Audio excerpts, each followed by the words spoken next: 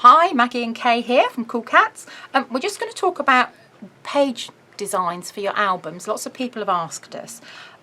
This is an 8x8 pocket page that I've made, and I've actually written the number and the arrow, and I do that on all my pages. Page 1, arrow up, page 2, arrow up, so that as I'm making it, I don't stick things hopefully upside down, but I do it, but tries to help not to. Okay, so that's your blank page, and that's what you would work on with your page decoration. So when I'm planning an album page, I think about, do I want flaps, do I want horizontal pockets, do I want vertical pockets?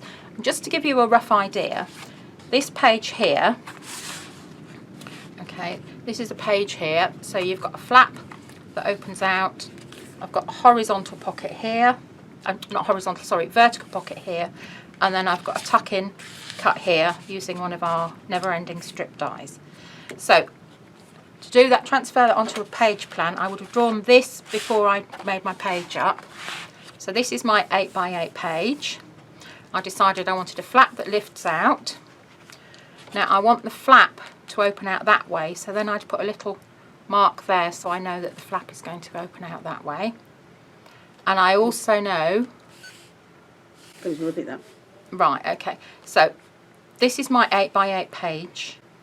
I want a flap that opens out, and I want it to open out this way. So I put my little tab there because that's going to be my tab that opens the page out. Okay, and because this is page 1, which I would write page 1 here, I know that my hinge is going to be on this side.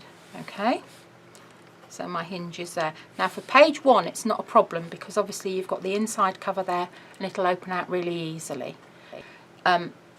As you go through your album, you need to think about where your flaps are going to be. They'll still work there, but if you have a flap like that on page 2, so page 2 will be, I'll just show you a different album.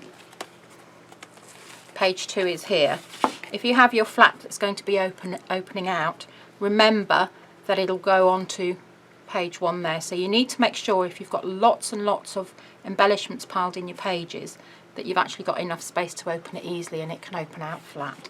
But you can do it that way, it's not a problem at all.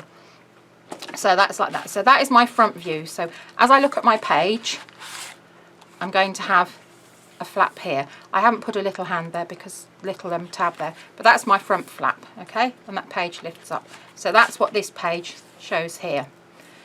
This is the view when my flap is open. So the little tab will now be here.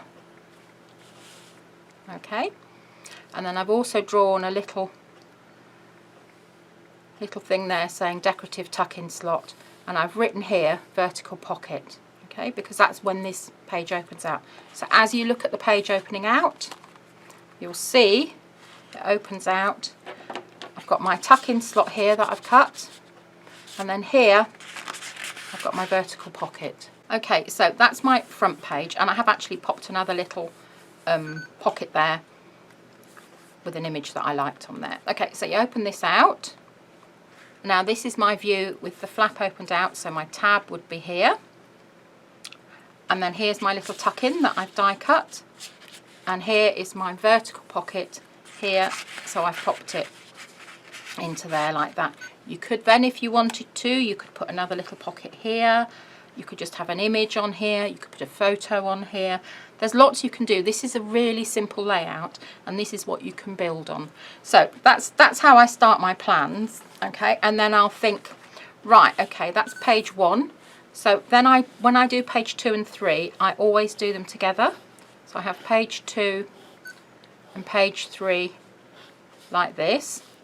Now for this I might decide, as you've seen in some of our other albums, I might decide I want a symmetrical view, so I might put that there and that there, and that will be a vertical pocket, and that'll be a vertical pocket, and then I might decide I want another pocket here and another pocket here, so that will be an underneath pocket. So you'll have 2 pockets that are on top, sit on top of each other, so I will be able to slot tags into there and tags into there, but the pages will correspond. And because it's page 2 and 3, your hinge will be here and your hinge will be here.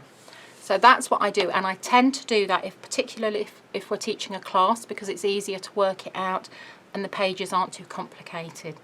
As you come to some of our workshops, you'll find that as you've got more experience, the page layouts get more extensive and there's more interaction on each page. When I'm doing, sometimes I might pick my papers and then I'll just start to work through with an album depending on what the pattern of the papers are like. That's fun to do, but it's quite hard work, but I'll show that in another time.